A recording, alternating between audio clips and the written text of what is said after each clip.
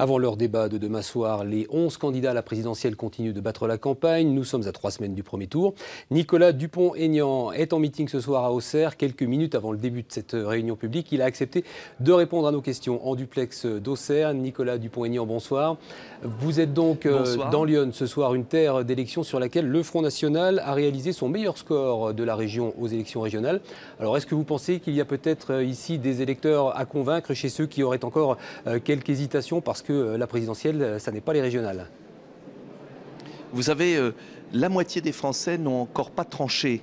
Nous sommes à 3 semaines de l'élection la plus importante de la Ve République pour l'avenir du pays.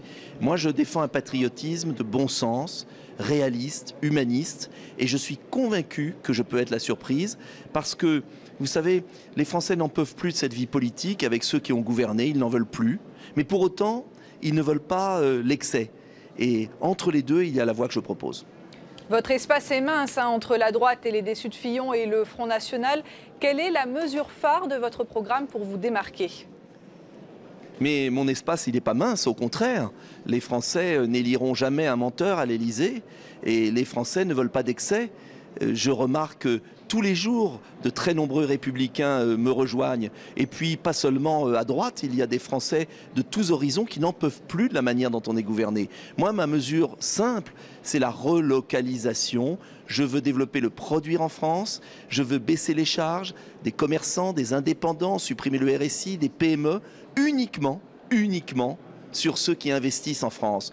Ce sera fini des baisses de charges pour les entreprises multinationales qui délocalisent. Et puis je veux relancer le pouvoir d'achat des plus modestes. Je suis le seul à proposer cette augmentation de 100 € par mois, de 6 millions de pensions de retraite pour ceux qui ont très peu. Et je vais prendre l'argent à Bruxelles.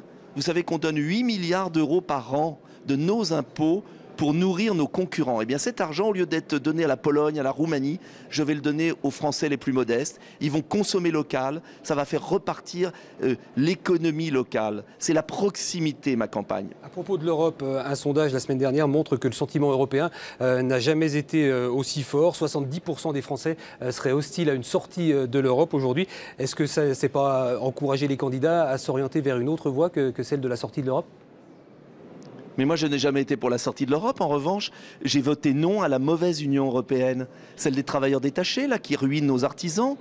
Celle de Schengen, où on rentre comme dans un moulin. Moi, ce que je veux, c'est reconstruire l'Europe.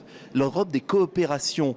On retrouve nos frontières, on vote nos lois, mais en même temps, on bâtit des projets communs à 3 ou 4 pays. Ce que je veux, c'est par exemple les services publics.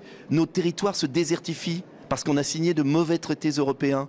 On a cassé les services publics. Je veux qu'on développe les villes moyennes, qu'on mette le haut débit dans nos campagnes, qu'on change la politique agricole commune. On ne va pas laisser crever nos agriculteurs, nos ouvriers. Il faut protéger les Français. Et ça, c'est possible si on renégocie les traités. Donc avec moi, il y aura un président fort, honnête, ferme, qui dit à un moment, ça suffit. Nicolas Dupont-Aignan, vous proposez une charte éthique aux candidats. C'est une façon à peine déguisée de taper sur François Fillon, puisque parmi ces mesures, vous proposez le renvoi des ministres mis en examen. Mais écoutez, moi je dis que ça ne peut pas durer comme ça. Comment demander des sacrifices aux Français, des efforts, si les hommes politiques ne se les appliquent pas à eux-mêmes? J'ai vu que les conseillers régionaux socialistes de Bourgogne-Franche-Comté avaient augmenté leurs indemnités. Ah bah bravo, j'en ai assez de ce monde politique. Moi, je n'accepte pas ça et je veux réconcilier les Français avec la politique. Ça veut dire qu'il faut changer les comportements. Et il faut un grand coup de balai, mais il faut les remplacer par des gens propres, travailleurs. Il faut récompenser le travail. C'est ça l'enjeu de demain. Merci beaucoup Nicolas Dupont-Aignan. On vous laisse pour votre meeting. Vous étiez en direct d'Auxerre.